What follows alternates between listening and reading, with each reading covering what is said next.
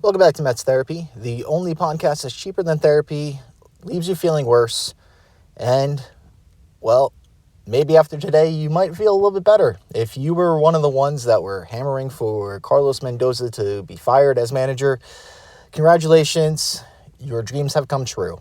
If you're somebody hoping that David Stearns would be fired, your dream has not yet come true. So, let's get into it. Let's start the session.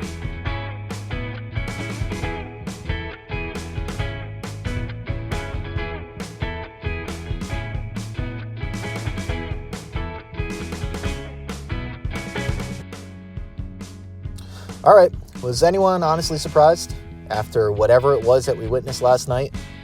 I mean, I don't know about you, but for some reason I stayed up watching it into the 10th, and there was a little bit of hope that maybe they would actually pull it through.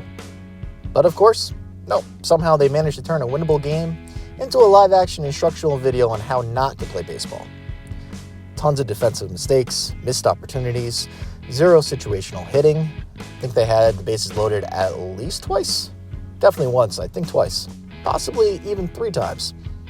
It looked less like a major league team and more like 11 strangers who met in the parking lot 5 minutes before first pitch, just like the day before. Apparently, that was enough for Steve Cohen and David Stearns to decide that someone had to pay the price, and that someone was the manager. Now, look, don't get me wrong, Mendoza wasn't perfect. There were questionable bullpen decisions, questionable, hey, lefty came in, so let's bring a righty up, even though the guy that's at bat is currently hot. But unless he was secretly booting ground balls, swinging at sliders 6 inches off the plate, and committing errors himself, it wasn't entirely on him. Look, managers don't throw the baseball away. Managers don't strand runners on third with nobody out. Managers also don't forget how to play defense and commit 6 errors in one game. So look, a change did have to happen. I totally agree with that. Let's not pretend that firing the manager... So look, a change had to happen, I totally agree. But let's not pretend that firing the manager magically fixes everything that's wrong with this baseball club. The Mets are still the same team that have spent weeks inventing new and creative ways to lose baseball games. Every night they somehow ask the question, what's the most painful way that we can lose tonight and make our fans feel horrible? The answer? They always have it. And last night's loss felt like the breaking point. Not because it was just one loss, but because it was another chapter in the season that's been one long blooper reel.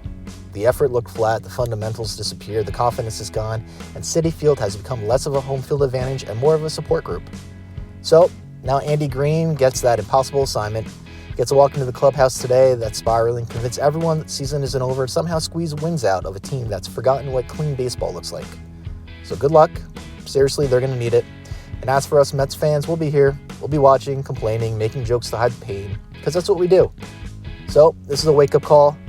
Maybe it's just rearranging deck chairs on the Titanic at this point, who knows? But one thing's certain, tomorrow we all convince ourselves that this is the day that everything changes. Because being a Mets fan means that hope survives far longer than logic ever should. But what do you think? Give us a call, let us know, 609-551-0901, or leave us a comment at metstherapy.com. Mets Therapy, cheaper than therapy, worse results, let's go Mets.